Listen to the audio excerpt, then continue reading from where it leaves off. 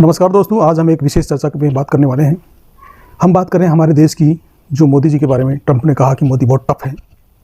Russia के जो राष्ट्रपति हैं व्लादिमीर पुतिन, उन्होंने भी कहा है कि मोदी देश हित में निर्णय के लिए हैरान करने वाले निर्णय लेते हैं। तो हमारी विदेश नीति इतनी टफ क्यों है? यानी कि हमारे देश के जो प्रधानमंत्री हैं नरेंद्र मोदी, इतने टफ निर्णय कैसे लेते हैं और सभी देशों को तालमेल में कैसे रखते हैं? ये एक विदेश नीति का एक तरीका है। तो हम आज इसी बात को लेकर के चर्चा करने वाले हैं। तो मित्रों, सबसे हम पहले बात करते हैं हम हमारे G20 समिट की, जो न्यू दिल्ली में हुआ था। तब कनाडा के जो जस्टिन ट्रूडो है वो भी आए थे और जो बाइडेन भी आए थे, अमेरिका के राष्ट्रपति। रशिया के व्लादिमीर पुतिन नहीं आए थे, लेकिन उनका प्रतिनिधि आया था। तो जब ये G20 समिट में आए थे, तब यहाँ पर जस्टिन ट्रूडो ने एक बात उठाने का प्रयास किया था कि भारत हमारे देश के अंदर सिख लोगों को, जो अलगाववादी हैं, जो खालिस्तान समर्थक हैं, ऐसे लोगों को मरवा रहा है। ये चर्चा करी थी और जो बाइडेन ने उस चर्चा को रोकने के लिए प्रयास किया और उसे ऐसी चर्चा करने से मना कर दिया। उस समय वो नहीं कर पाए, लेकिन उनका जो प्लान है जस्टिन ट्रूडो का, वो खराब हो गया। वो अपने देश टाइम से वापस नहीं लौट पाए और उन्हें इसके लिए 3 दिन इंतजार करना पड़ा। जब ये परिस्थिति बनी तो ट्रूडो इससे नाराज हो गए और जैसे ही अपने देश पहुंचे, उन्होंने घोषणा कर दी कि भारत हमारे देश के नागरिकों को अपने गुप्त लोगों के द्वारा मरवा रहा है। ये भारत पे आरोप लगाया।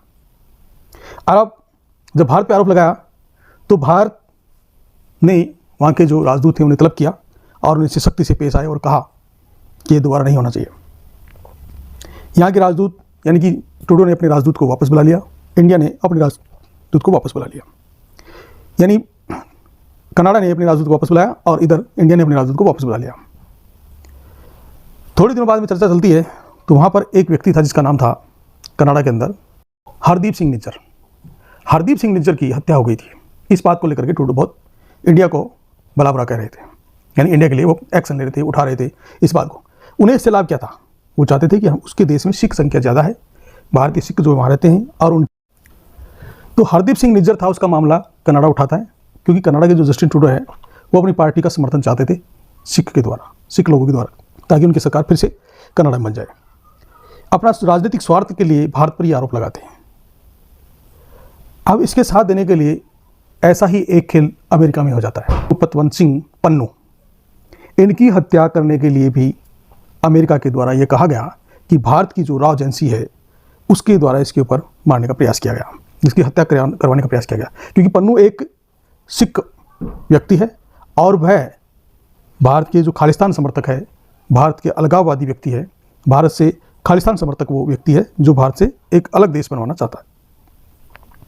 इस बात को लेकर के भारत ने आरोप लगाया, उस व्यक्ति का नाम भी बताया कि भाई ये फला व्यक्ति था, इसके द्वारा इसको मारा जा रहा था। निखिल गुप्ता नाम बताया कि इस व्यक्ति ने मारने का प्रयास किया और ये भारत सरकार के आदेश पे हो रहा था। लेकिन ये सब कुछ ठीक नहीं चल रहा था। अमेरिका भारत को विश्व स्तर पर भारत को विदेशी पटल पर बदनाम करने की कोशिश कर रहा था। इस बात को लेकर के भारत ने थोड़ा सा अनमन बनाया। भारत ने सफाई दी कि हमने ऐसा कुछ नहीं किया है और हम एक ऐसा देश है जो शांतिप्रिय देश है, महात्मा गांधी का देश है, हम अहिंसा परम धर्म को मानते हैं, हम ऐसा कोई कार्य नहीं करते हैं। लेकिन इस बात के बावजूद भी अमेरिका मानने को तैयार नहीं और अमेरिका भी कनाडा का साथ देने लग गया। हाल ही में एक सम्मेलन हुआ, ब्रिक्स सम्मेलन। G20 के बाद में एक सम्मेलन होता है, ब्रिक्स सम्मेलन।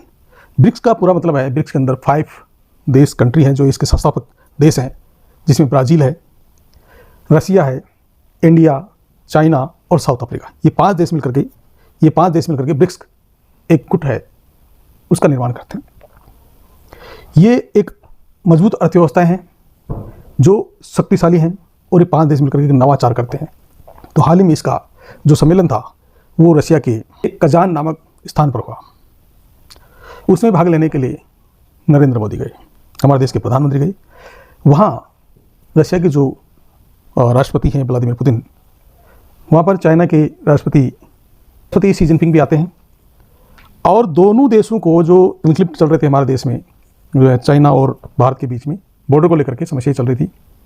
इनकी समस्याएं थी, गलवान वाली घटना के बाद में दोनों देशों के बीच में तनाव पैदा हो गया। मोदी और जिनपिंग की लगभग 50 मिनट की मुलाकात हुई। इसके अंदर रशिया के राष्ट्रपति व्लादिमीर पुतिन ने दोनों को एक टेबल पर बिठाया और इनके जो बॉर्डर इश्यूज थे उनके बारे में चर्चा करी गई। दोनों नेताओं ने 23 अक्टूबर को लगभग 50 मिनट तक वार्ता की। सीमा विवाद को सुलझाने, आपसी सहयोग और आपसी विश्वास के लिए सहयोग करने की बात हुई, क्योंकि 2020 में गलवान झड़प के बाद में दोनों देशों के रिश्तों में खटास आ गई थी, दोनों देशों के रिश्तों में कड़वाहट आ गई थी, दोनों देशों के आपसी रिश्ते खराब हो गए थे। हमारे विदेश सचिव विक्रम मिस्त्री ने बताया कि भारत में पूर्वी लद्दाख के अंदर LAC को लेकर के जो विवाद था उसके पर दोनों देश अपनी सेनाओं को हटाने के लिए सहमत हो गए हैं।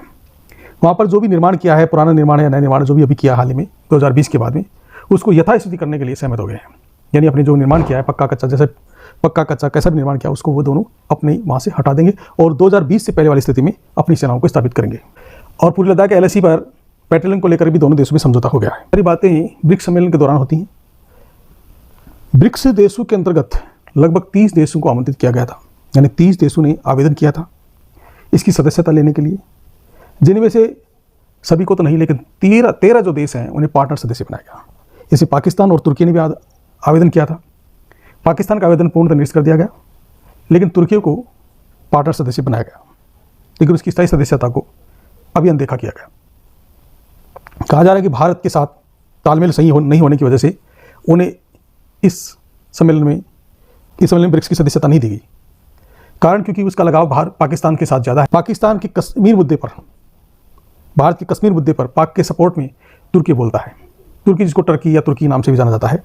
तुर्की के राष्ट्रपति एर्दोगन ने 2022 में UN की 76वीं समिट में कहा था कि भारत और पाकिस्तान को कश्मीर मुद्दे को आपसी समस्या में टाल लेना चाहिए, अपने संबंध अच्छे स्थापित करने चाहिए।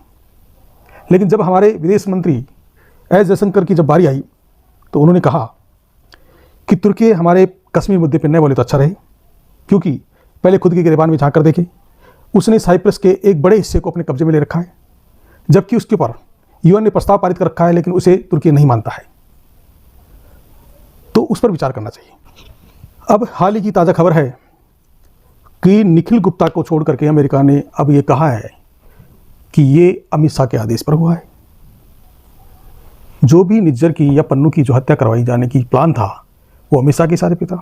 हाँ, ये जरूर है कि कोई भी जो एजेंसियां हैं वो सरकार के निर्देशों का, कोई भी एजेंसियां सरकार के निर्देशों का पालन करती है और सरकार के निर्देश पर ही चलती हैं, लेकिन ऐसा कह पाना कि हमारे होम मिनिस्टर अमित शाह ने पन्नू की हत्या का आदेश दिया था, कतई सही नहीं है,